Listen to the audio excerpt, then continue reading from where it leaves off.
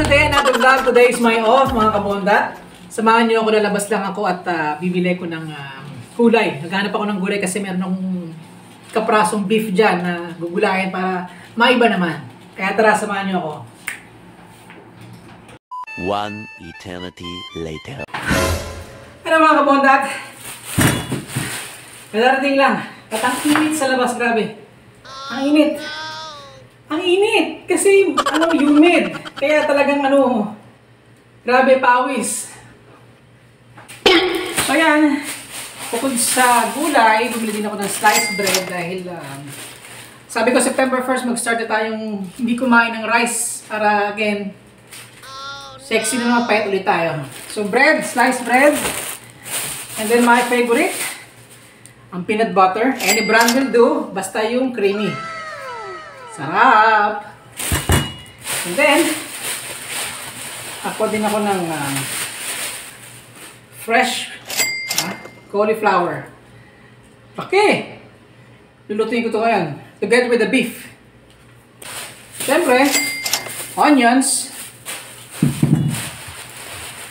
mga pipino,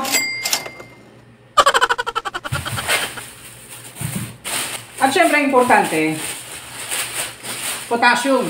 Kaya, diba? Banana, importante yan. Very helpful sa ating health. Lalo pag matanda na. At sa sobrang bait ng ating binilhan, shoutout nga pala sa kanya, hindi ko natanong yung pangalan eh. May libre pang sili. Diba? Pampalasa, pampasarap, pampaanghang. So mga kabondat, prepared na yung lahat. Yung lulutuin natin, napakasimple. Cauliflower. Ito yung pinakita ko kanina. Diba? Enough na yan para sa akin.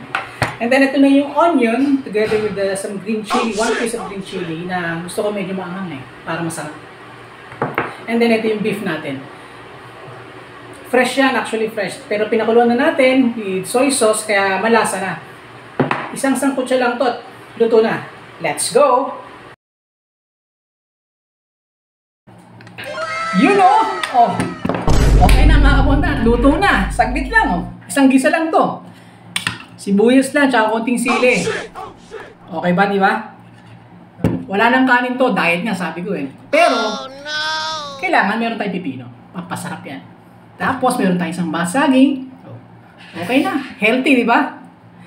Mga kabondat, thank you for joining me on my off. See you on my, next week para naman sa walang kwentang video. Bye!